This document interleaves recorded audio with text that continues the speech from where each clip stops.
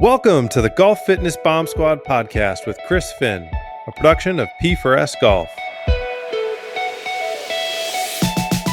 Welcome back to the Golf Fitness Bomb Squad. I'm your host, Chris Finn, and I'm here with my favorite of all co-hosts, Mr. Tyler Shore. Tyler, how you doing today, brother? I'm good. A little bit cold. About 3 to 4 inches of snow here in Southwest Michigan. But other than that, doing well. Coming off the Thanksgiving holiday, got a little more warmth surrounding my body, you could say, after all the turkey and stuffing we had this past week. But man, just excited to be back on, chat some golf with you here today. Yeah, for sure. And I think that's a good intro into the topic today of talking about winter golf and how do you play and stay as mobile and limber, in the colder weather. And I think we've all struggled with, particularly as we get older. When it gets colder, you don't feel like the backswing's quite as long. It takes you a little longer to warm up, and so I think partly in jest, and this is me just rubbing it in that you're in snow and I can go play in a t-shirt. Basically, nice. Like what are the strategies that you found? We'll talk about strategies that you found kind of when you're playing in colder weather, and then also obviously we want to talk about the just the physical preparatory side of the things that the golfers can be doing in the winter months. To obviously help them play better when the warmer months return, but also, short term in the winter months, what type of things should we be focused on? So, without further ado, I mean, top 3 tips to somebody going to play in the cold. What would you say are your kind of go-to, elements that you look at to be successful out there, regardless of body condition at this point? I would say that, if we're just talking overall, how do we play golf when it's cold? And for you guys down there in North Carolina, that's like, when it gets to 60 degrees, you guys might want to take some of these. There's a lot of people down here don't play if it's below 60, Tyler. So number one, I would say is you got to get a good pair of gloves because, when those hands get cold, it's really hard to feel the golf club, right? You could be in phenomenal shape. You could be in a great par for success program, but man, if you can't feel the golf club, you're not going to be able to do much. So do you have favorite gloves? What's your go-to style? Yeah. So mittens, preferably. I love mittens. And the reason mittens is what we do is we take hand warmers. You take one in each glove and you put it in there. And so when you put your hands back in there, it's nice and warm. You can wrap your fingers around it. The other thing to do here, and I don't know what the USGA says about this, but put your golf balls in there as well. Shake those around, leave them in there in between holes. If you're waiting on the tee, warm them up a little bit. They're going to go a little bit further there when it's cold outside. So that's a really helpful tip for you cold weather golfers out there. You got to keep those golf balls warm if you want to keep hitting bombs, like we're learning here on the podcast. Yeah, I'm not sure the USGA ruling on that, but if I'm not playing in a USGA sanctioned event, why not? Yeah, right? I'm thinking about using it in the summer. People are going to think I'm weird with mittens in the summer, but it might be the only way. We all know that's the only way you're out driving me and winning any money. Yeah, so. Sure, absolutely. Second tip, and this is just as important. You got to find a good winter hat. There's a lot of winter hats out there that you can get. If you can get one that's insulated, right? It's not just one that you're finding at the bottom of the pile that's in the closet somewhere. Invest, spend the $35 on a winter hat. Man, that's just going to keep you so warm, right? Like the heat escapes through your head. And so if you can find a good winter hat, keep those ears warm, keep that head warm. The body's gonna feel good. And then the last one is you got to figure out your layering, right? Like it's super easy. You could just say, hey, I'm going to put on a hoodie and a jacket. Well, freedom of movement. What do you have there? Not a lot, right? So I think the biggest thing, and especially as you get older, right, we find the blood gets a little thinner, like we start getting colder faster. You got to figure that out. For me, the go-to is a fleece lined pair of pants. You got to find a pair of pants that's got the fleece inside, keep the lower body warm. A good comfy quarter zip, but it's got to be a thick one, right? You don't want a thin one that the wind's just going to go through. Again, maybe a little fleece lined quarter zip. And then get yourself a good vest, right? You get a vest, it's going to keep the center of the body warm as well. You can tell that I've got this down to a science. This is something we got to go through. Now, how many layers deep do you go under the quarter zip? That's the question.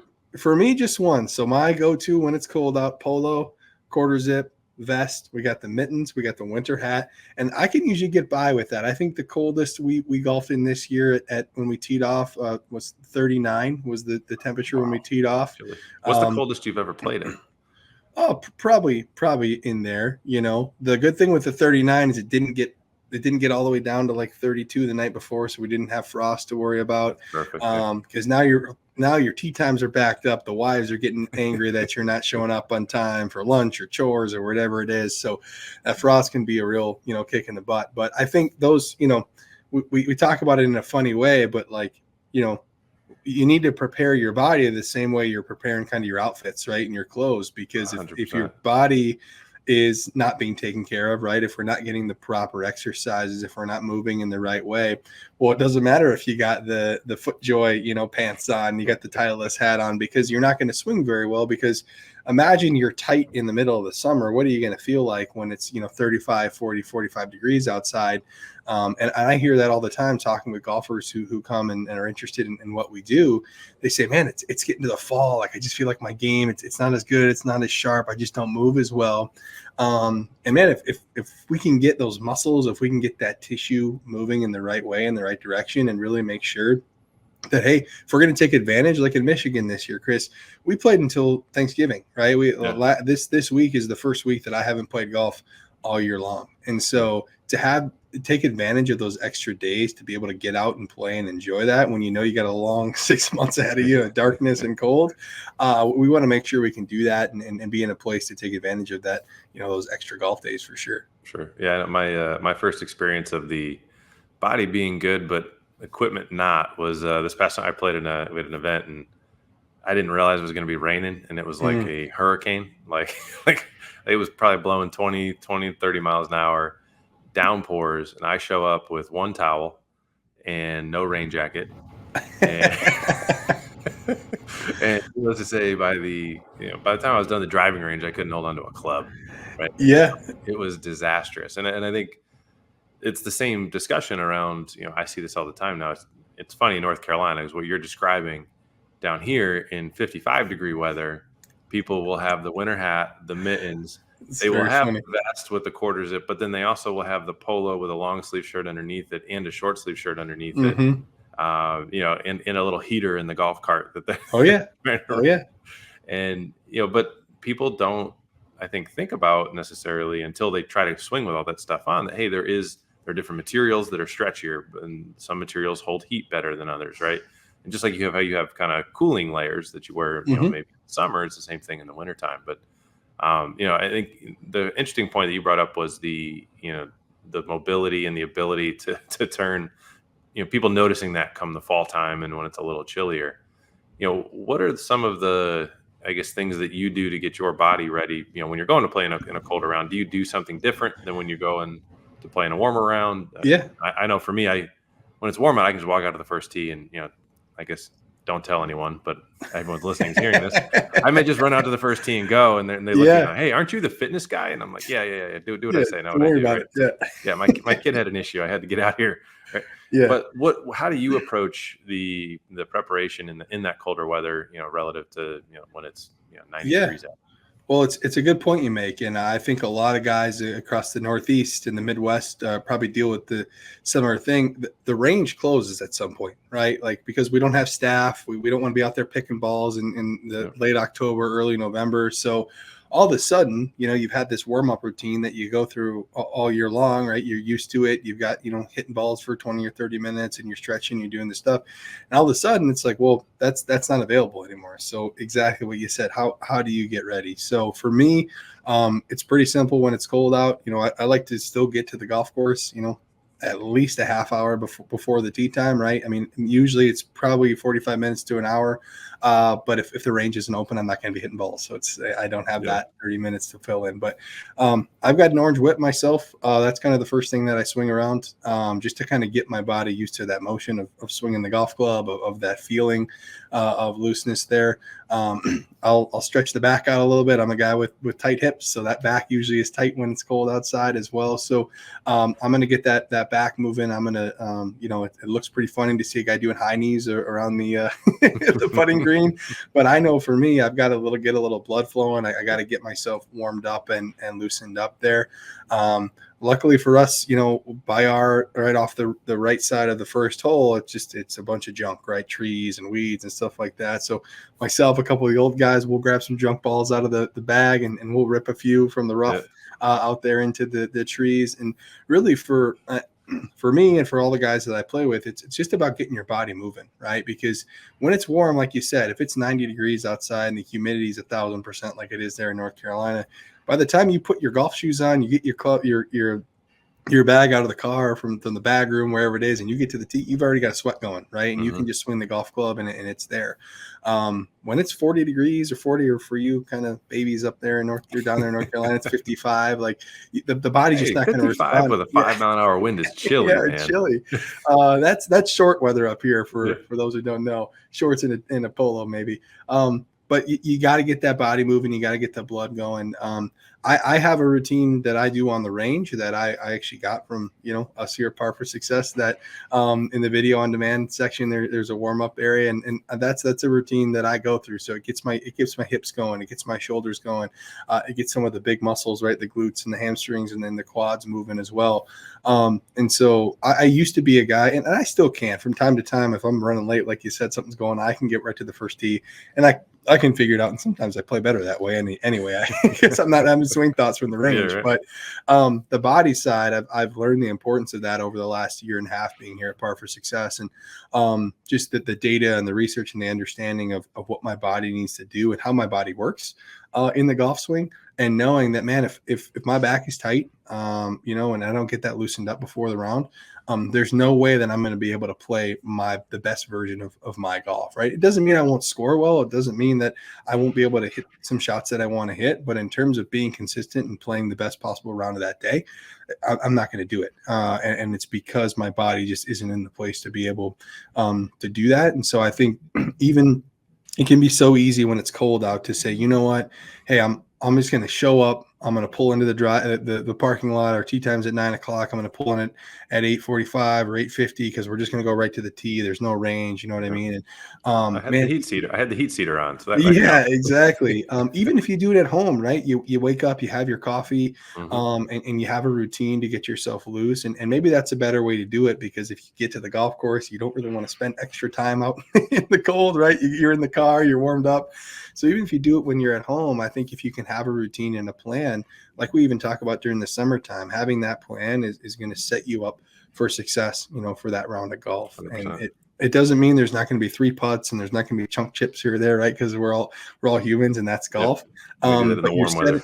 you're setting yourself up to be as successful as you can when you play. And I think, for someone like me who plays in all weather conditions, like I see it as a challenge. Like if I can put up a good score when it's 45 degrees outside and it's windy, like that to me shows, okay, like my game is in a really good place and my body's in a good place. Because if I can play this well and when it's 45 out, imagine how well I could play when it's 80 and it's sunny and the ball's carrying 20 extra yards. So I think take that as a challenge and get out and play when it's cold, and try to make sure, if you really want to test your body, go out when it's 45 degrees outside, put on a couple of layers and kind of see what your body's got at that point. For sure. Yeah. And I think there's a lot to unpack there. I think one of the big things you said is, I want to make sure that this is highlighted for everybody listening, is the science of warming up. And that I think there's a big misconception or false belief out there that in order to warm up, you got to, get there 30 minutes and go to locker room and do static stretching for 30 minutes, touch your toes, lay on the ground, do a figure 4 stretch, and all that's fine. But ultimately, the analogy I always use is your muscles are like silly putty. And I've started to use this more as I've had, and I got 3 kids, and they're like silly putty. So, and if you take that silly putty and you put it in the microwave, as my 10-year-old has, and that got real messy, it gets real stringy and real, like it's very pliable, it goes all over the place, right? And then if you take that same silly putty and you throw it in the freezer, and you go back an hour later, like good luck getting that to move at all. It's like a rock, right? It's rock solid, right? And I think our tissue is just like that. And so when you talk about doing high knees, or like you said, the warm up that we have on the VOD side of things, where there's lunges with rotations, it's called a dynamic warm up. And when you're doing that, you're actually creating friction between the muscle fibers and the joints, and you're creating what's called intramuscular temperature increases, right? Because of that friction. And think of like if you rub your hands together, like really fast, like it'll get warm, right? And there's more friction when you're moving dynamically than when you are, standing there touching your toes. So basically, it's kind of like trying to go into the freezer and stretch your muscles if you're doing static stretching when it's cold out, as Yeah. opposed to throwing your body through and almost into the microwave a little bit, kind of getting it warmed up. That in itself is going to naturally enhance your ability to move and flexibility. And there actually was a really cool study where they had a group of golfers go out and they just, no warm up at all, just hit balls, right? And they hit drives and they took their club head speeds and their ball speeds. And then they had the group come back and I think they split it into 3 groups, if I remember. You had one group was a control group, again, did nothing, just kind of hit balls, right? So obviously no change there. And in terms of day 1 to day 2 for them, you had the second group went and they did static stretching. And they actually saw, I think it was like a 5% decrease in club head speed compared to Yeah. doing nothing, right? Because so the science behind that is when you statically stretch, you actually kind of lengthen a little bit what's called the actin myosin channels. So they actually, I always think of it as like caterpillars, right? If you have 2 caterpillars that would like pull on all their legs, the more legs that they've had crossed, the stronger the pull is going to be. So when you stretch it out, you basically have less legs crossing so that it can't contract quite as strongly, right? So the group that did static stretching actually had a 5% decrease in speed because of that. Their contractile ability was actually decreased, which is pretty wild. And then you had a group that did dynamic warm up, kind of foam roll and lunging, dynamic movement, and they saw it was 5 to 10% increase in club head speed relative to doing nothing, right? And so not only does doing nothing is literally better than stretching in terms of creating speed. But the best thing to do is to actually get your body moving exactly what you're talking about dynamically. That's going to help get your intra-body temperature up. And then obviously having the appropriate clothing on helps to keep that temperature as high as we can. Yeah. And you'll notice like if the temperature drops 10 degrees and the wind picks up, all of a sudden it's harder to move and those sorts of changes occur. And everything you're speaking to is about controlling the controllable. And I think Mm-hmm. the game of golf, there's so much uncontrollable out there. As bad as weather people are. I mean, talk about a career where you can be wrong pretty much all the time and still have a job, right? But you're going to have a general idea. How cold is it going to be? How windy is it going to be, right? Is there a chance of rain? Like for me, if I had actually looked at the weather, I would have known there was going to be a lot of rain that day, right? But there's playing in cold weather to me is no different than going out to playing in the rain and keeping the equipment, keep it as warm as you can. You said throw the balls in the mittens. But also, I think more importantly, the most important equipment is your body and keeping your body where it needs to be. And it's kind of one of the biggest things, possible. Well, they always say there's no such thing as bad weather. It's just bad clothes. So Exactly. that's, 100%. Especially on a golf course. Yeah. There's probably no group of people that knows the weather better than golfers out. I mean, when probably the first thing I do every day, I check the weather and understand, hey, can I have a tee time tomorrow, or do I have, am I mowing the lawn? Am I, Exactly, am I raking the leaves? What is it? So, it's so interesting the way that people look at it too, because for us in the Midwest and the Northeast, it's, man, like it's like if it's 40 to 45 and above and sunny, like we're excited to get out there, and we can't wait to do that. And for you guys down there, it's like, man, 45, get the winter coat on, put the heat on. A billionaire. There's no one else on the course. Yeah, exactly. So I do think that obviously depending on where you live, depends on what cold actually means to you. But no matter what, I think the dynamic warm up that we talked about, it's just so important to get yourself moving, even before you hit that first range ball, right? If you do, I think the VOD, video on demand warm up it says 7 minutes. I think it doesn't even take me 5 to get through it. And once you've done it 5 or 6 times, you know what it is. And you might get some funny looks from the guys on the range who are used to seeing, arm across the chest, or, picking up some wrists going. So. Yeah. And it's like, man, well, like the proof's in the pudding, man. Like I guarantee you, when we're done playing this round of golf, I will have, had a better chance to play well. And my body's going to feel so much better when we're done. I think that's the thing that I found for myself, is that especially like late in the year here when it's cold, or early in the year when it's cold, is like the body, it feels a lot worse at the end of a round of golf, right? It almost feels like you've been through a little bit of a battle with the wind, and you might get a little rain, you might get some snow flurries every once in a while, Yeah. right? And so it's not just a casual walk like it is when it's again 75 or 80 degrees. And so by the time you get to the end of that round of golf, if you haven't taken that step to make sure your body's ready, if you haven't taken the step to dynamically warm up and get to that point, you're going to feel that, right? The old guys that I play with, I mean, they're all kind of hurting by the end of those rounds of golf Hmm. when it's cold, and they just haven't taken those steps to take care of the body. And I can't remember who said it, but we can buy new drivers, we can buy new shoes, we can buy new bags and all these things. We get one body, right? We get one to use, right? You can't go trade it in. You can't go get the new model. You got to deal with the one that you got, right? And so to invest the time and the energy, and sometimes the money in what your body's doing, it's more important than any new AI driver that you're going to get, or any new putter or anything like that. Because if your body can't move, and if it can't get going the way that it needs to, all of a sudden, what is that stuff worth? It's just sitting in the garage. It's collecting dust. And I think in the Midwest and the Northeast, like, the season is so short. The ideal golf season is so short. You're Hmm. looking at probably May through September, where you would say it's actually warm, right? Where you're Yeah. having warm days where you can play. Well, guess what? If you want to extend that, if you want to play in March and April, and you want to play in October and November, like, you got to take care of your body, because if it doesn't react well in warm weather, it's not going to react well when it's cold out. And so I would advise everyone out there who's listening, if you don't have a plan right now, if you're just kind of showing up to play golf, get the mittens, get the hat, and get the layers. But man, look at what we can do for you in terms of body, right? And whether it's with Par for Success, or whether it's start doing something, right? Yeah. Because if you can get down that path and you can start working on those things, it's just going to help your golf game immensely. And the one thing we talk about all the time here as a company is longevity. We want to help people play golf as long as they can and enjoy the game as long as they can. And talking to golfers every day, like I do, the number one thing that comes up over and over is, hey man, I just want to play for a long time. Like, I want to play with my kids and my grandkids, and I want to continue to make memories playing golf with my friends. And so this is all part of that. Whether it's warm or it's cold, man, take care of that body, and you're going to be happy that you did. Yeah, and I think just to wrap, I think to give everybody an idea of like what a dynamic warm up is. The big thing that you look at, I always say is think of just moving, right? I mean, you mentioned high knees. That's an aggressive.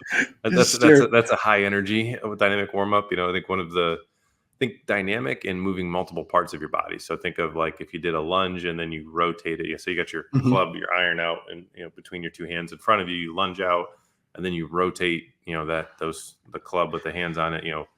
Oh, you turn to your left. So you step out with your left leg and you rotate over your left knee, and then you do it to your right. And you can literally do that. Just step back and do it in the same spot. So you're not even Mhm. walking up and down the range. Leg, swinging your leg back and forth, forward, swinging it sideways. Everybody's seen that kind of by track That's athletes or that's my favorite. there you go. Getting leg kicking. Exactly. There's another great one. It's sort of hard to describe, but I'm sure we can put in the show notes, link to a video of it, called a stork turn, where you're standing on one leg, you have your foot, the foot that you're not standing on, is kind of hooked behind your knee that is on the ground, of the leg that's on the ground, and you're just kind of rotating around the hip basically of the leg that's planted. So it's a little bit of balance, and then you're dynamically working over it. Squatting, hinging. I mean, shoot, you go do some push-ups. I mean, Yeah. just literally get your body moving across multiple joints. It doesn't have to be quote unquote golf specific. To Yeah. Tyler's point, literally there's research of if you're doing nothing right now, just doing something, you're going to see a performance increase. Yeah, I um, mean, if it's really wow. cold, sometimes I'll just jog a couple laps around the Yeah, putting green, right? Just exactly. again, get the blood pumping.